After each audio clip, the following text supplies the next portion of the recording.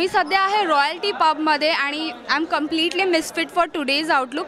पण आज आहे ऑन लोकेशन वेलकम जिंदगी या गाण्याचं आणि जवळजवळ 18 वर्षांनी राईट ये प्रशांत सर आपल्या सोबत आहेत आणि Amruta you are the lucky one to be with him. काय सांगणार म्हणजे दोघांनी काय सांगणार? मी स्वतःला जास्त लकी समजतो कारण अमृता स्वप्नील अशी जी नवीन यंग एकदम टीम आहे या टीमबरोबर काम करायची मला संधी मिळते. ऑफकोर्स खूप मोठा काही रोल नाही आहे, पाहुणा कलाकार आहे, पण डेफिनेटली ही जनरेशन खूप एनर्जेटिक आहे आणि त्याच्याकडून घेण्यासारखं खूप आहे आणि त्यामुळे आय एम ओव्हरवेल्ड की मला काम करायला मिळतं आहे. वेगळा रोल आहे, पाहुणे कलाकार आहे, गाण्याचं शूटिंग चालू आहे आणि बऱ्याच वर्षांनी गाणंसुद्धा करतो आहे, त्यामुळे जरा चाच पडतो आहे, पण आय एम एन्जॉय.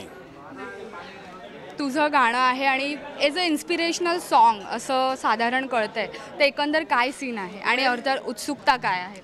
माझं सॉन्ग नाही आहे आणि प्रशांत सरांचं सॉन्ग आहे आणि या संपूर्ण फिल्ममध्ये मी प्रशांत सरांची डाय हार्ड फॅन अशी दाखवलेली आहे जी मी ॲक्च्युअलमध्ये पण आहे. म्हणजे मी आज सांगितलं घरी की मी प्रशांत सरांबरोबर शूट करते वगैरे, तर ते म्हणाले प्लीज आम्हाला एक फोन कर आणि आम्ही सगळे म्हणजे माझ्या मावशीपासून आईपासून सगळे असे येणार आहेत असे आणि अटॅक करणार आहेत त्यांना. But I think it's a privilege आणि म्हणतात ना की काही गोष्टी जुळून यायला लागतात. सो सरांचं या फिल्ममध्ये असणं, हे गाणं असणं, त्यांनी आज इतक्या अनेक वर्षानंतर गाणं स्वप्नील आणि मी त्यावर ही पेअर असणं, आय थिंक सुरुवात खूप चांगली झाली आहे चित्रपटाची आणि we are just hoping the best. गाणं मी या गाण्यामध्ये फक्त एका ऑडियन्ससारखी एन्जॉय करते आहे, प्रशांत सरांना बघते आहे आणि त्यांची कंपनी आणि त्यांचं गाणं एन्जॉय करते आहे. सर आम्ही तुमच्या वेळेसचे जे यंग जनरेशनचे पिक्चर पाहिले त्यातही पब्स होते, त्यातही म्हणजे वेगळ्या टाईपचे होते आणि हा एक वेगळ्या टाईपचे. आता कसं वाटलं हे इथे करताना? टेक्निकली सध्या मराठी चित्रपट आघाडीवर आहे. म्हणजे त्यावेळी पबमध्ये शूटिंग करताना हा एवढा मोठा पब, हे असं क्रेन बीन हे आतले काय उद्योग नसायचे. थोडक्यात आटपात चल लावकार असं होतं. आता जरा शिस्तबद्दल सगळं काम चाललेलं आहे आणि खूप फॅसिलिटीज आहेत. टेक्निकली वी आर फार आहे आणि ती आनंदाची गोष्ट आहे. हा पबसारखा दिसायला पाहिजे आणि जाणवायला पाहिजे. ते हल्लीच्या चित्रपटात सगळं जाणवतं. त्यामुळे आय एम हॅपी की या पबमध्ये येऊन मी फक्त गाणंच करतो आहे.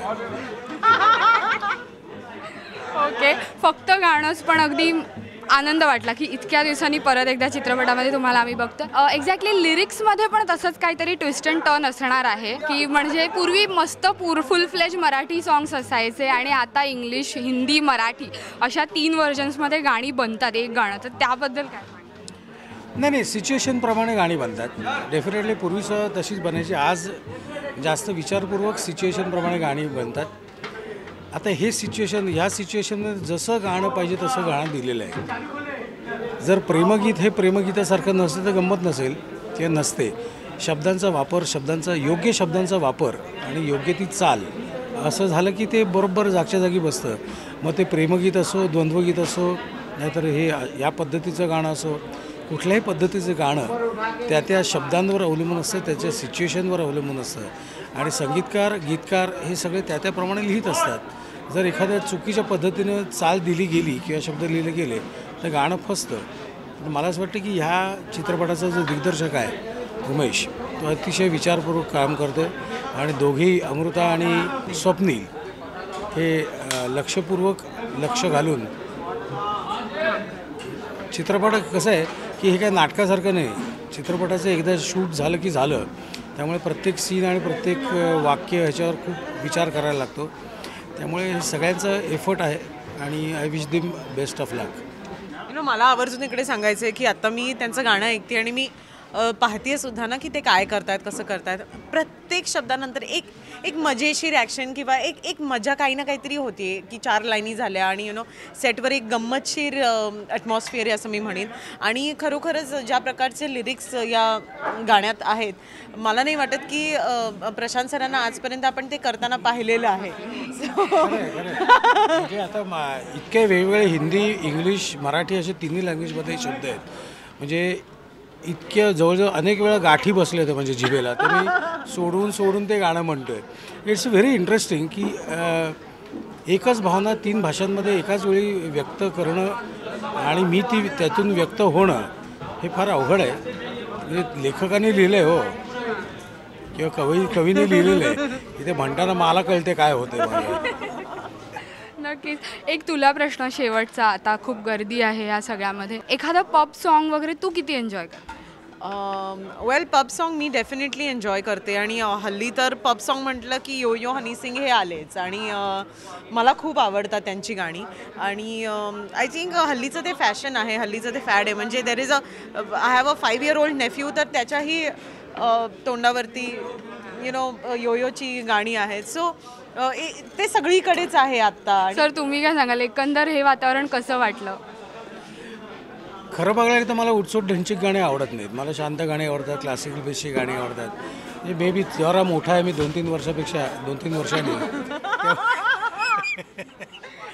लहानच आहात अजून. नाही, थोडासा माझ्या लायकिंगमध्ये थोडासा फरक आहे. मला अर्थपूर्ण गाणी आवडतात, खूप छान शब्द असलेली गाणी आवडतात, ज्यातून भाव व्यक्त होतो, पटकन व्यक्त होतो. आणि सोपे शब्द आवडतात जे लक्षात राहू शकतात. आणि गाणी लक्षात राहण्यासाठी ज्या महत्त्वाच्या गोष्टी आहेत की एकतर सोपे शब्द पाहिजेत, सोपी चाल पाहिजे आणि नुसता मुखडा सोपा असून चालत नाही, अंतराही सोपा लागतो. तर ह्या सगळ्या गोष्टी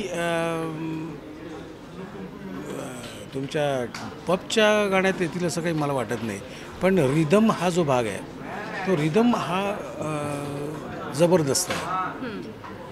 काय 2.5-3 मिनटाचं गाणं रिदमवर पटकन निघून जाऊ शकतं, तो काही विषय नाही आहे. पण आकर्षक रिदम आहे, उत्तम चाल आहे, त्याच्यावर रिदमवालं गाणं आणि पॉपचं गाणं निघून जाऊ शकतं. पर्सनली मला अगदी वैयक्तिक विचारशील तर मी फार तर 2-3 वेळा किंवा 2-3 वेळा हे अशा पद्धतीचं गाणं सलग ऐकू शकतो. हां, त्यामुळे मी म्हणजे आमच्यासाठी नॉट बॅड आहे हे खूपच खरंच.